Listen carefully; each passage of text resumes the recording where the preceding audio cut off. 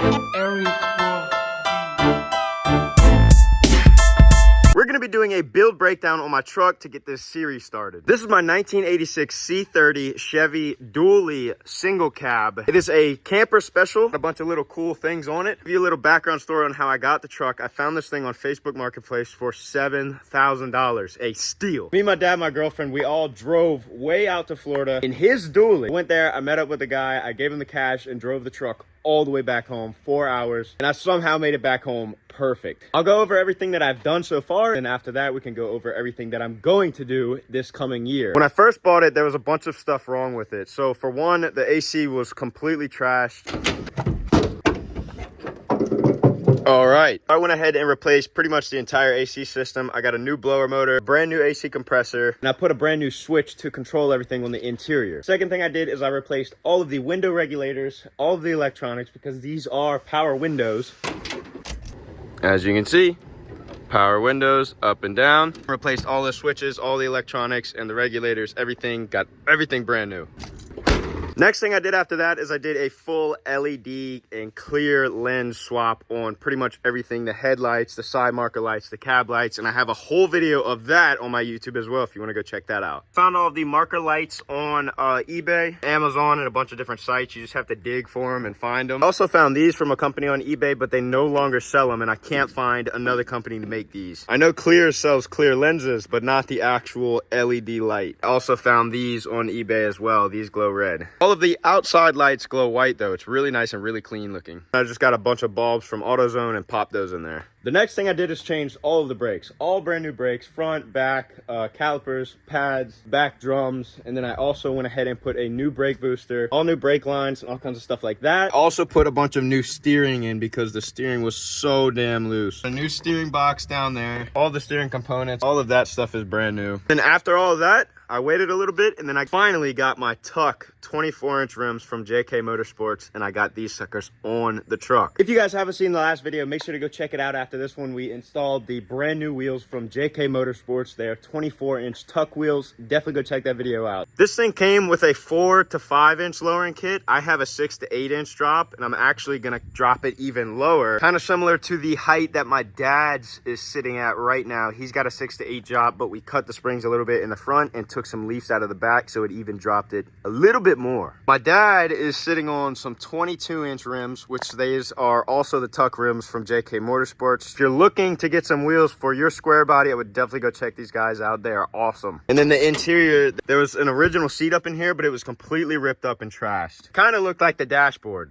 The engine that's in this thing right now is a 454 big block. It is bone stock. Literally everything is bone stock. I've done nothing to it. It's got a turbo 400 transmission. Nice little automatic. My plans with this is to do a diesel swap. Before I show you guys, comment down below right now what diesel you think I'm going to be putting in here. I'll get the actual engine from the back of the shop and we'll get it inside, set up on a stand, and I might actually clean it and get all of that prepped up so we can begin the swap on this thing. But overall, for the price that I got it for, the truck was actually in really, really good condition. Granted, $7,000 for a single cab C30 dually running, driving, and I drove it 4 hours back home. Here's the engine and transmission combo that we're gonna be going with. This is a 47RE automatic transmission. Here is a 12-valve P-pump Dodge Cummins engine. This is the inline 6. I'm sure anybody that's watching this video would probably know what the hell this thing is. It's in pretty good condition. I got this thing out of a trade deal with a guy. I did some work to his truck and he gave me this engine. I got the whole harness with it, so that's great. I've got all the stock stuff.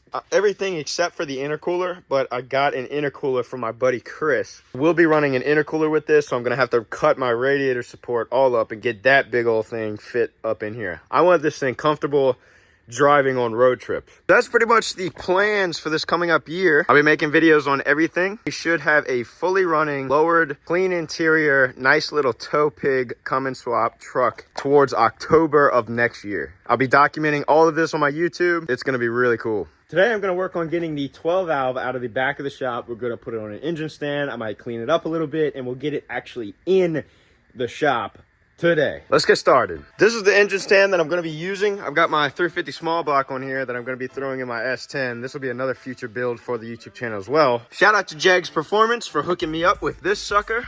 Oh my goodness. Be definitely going to good use. If you guys want to get a bunch of cool stuff, go to jegs.com. They've got all kinds of aftermarket part stuff. All right. I'm gonna take my small block off and move it over here to this engine stand, because this is definitely not gonna hold no Cummins engine up. This stand is rated for 2,000 pounds, and the 12 valve block dry with nothing on it, just the block alone, is 1,000 pounds. So we're gonna be using this one. That's why we're doing all this. 6.5 hours later.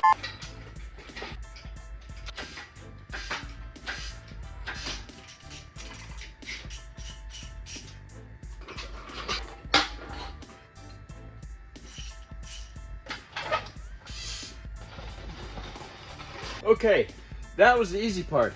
Now it's time. Look at her sitting all nice and pretty with them turbos on it. This is my 95 S10. This is what we're gonna be swapping that 350 small block into. Just finished up all the paint work on it. Came out absolutely clean as heck. We got a few videos of this on my YouTube as well. Doing a body kit, lowering it, a few other things. We did a little exhaust video on it. It's got the 2.2 in it right now, but obviously we'll be having the 350 in it with both turbos sticking out the hood. Bunch of cool two-step stuff and whatever. This is my daily while we're swapping my truck, so I got to keep it stocked for now.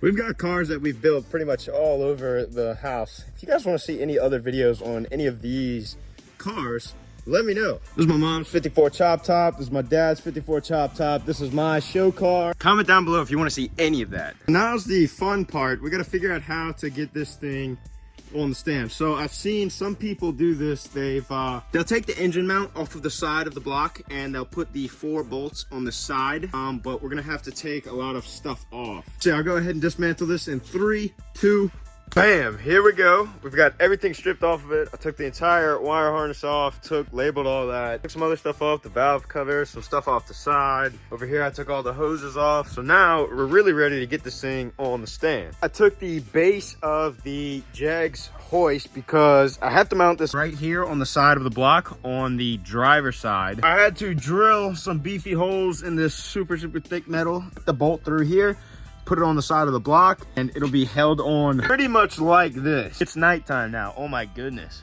All right, we'll get the hoist on now. Get the chain on. First time I've lifted this thing up in a minute. Yeah, the hoist is not even on a roll.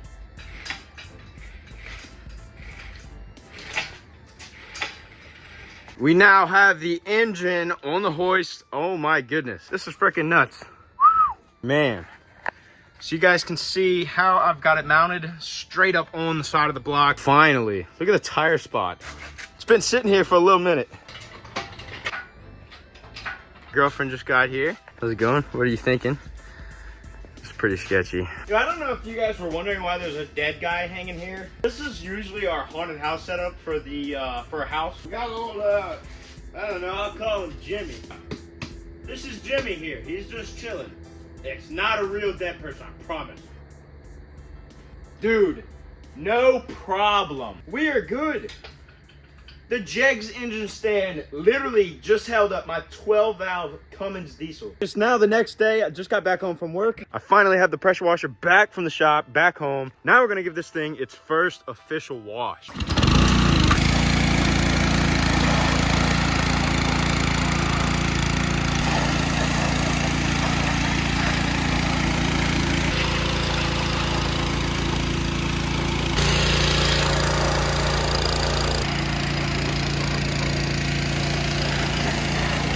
Finally got this thing inside in the shop, all cleaned up and on the stand. So as you can see, it's obviously a way more clean than it was. I got a little flashlight up here, but check this thing out. I'm definitely gonna be dismantling this engine for sure. We're gonna be doing a full paint job on it. I wanna do 2 different colors on this thing with paint. So I wanna obviously have the intake, the valve covers, the turbo, some pulleys and stuff, one color. Then I want the block, another color. Comment down below right now what you think I should paint this thing that would match really good with the black that's on the truck. I want it to pop. Something really bright and really cool, and I'm also gonna be painting the engine bay whatever color the block is. So definitely let me know in the comments below. below. So since we've got this thing cleaned up on the stand, I guess the only proper thing that's left to do is to see if it still spins over. I've got the breaker bar on it. When I first got the engine, it did spin fully. I remember doing this when I first got it. It's been a while, and I have noticed that it has been sitting behind the house the entire time with this plug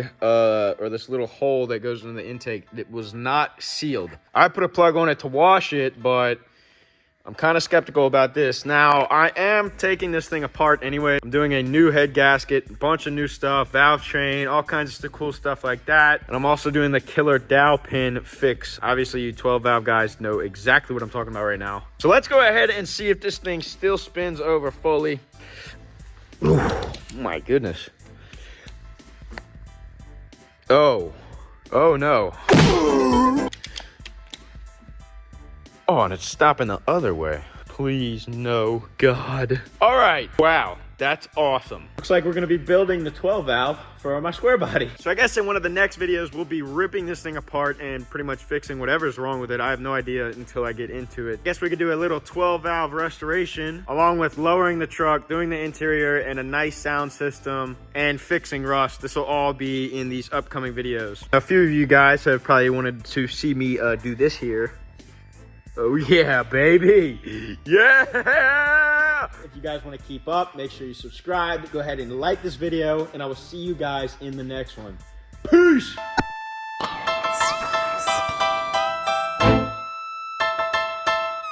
Eric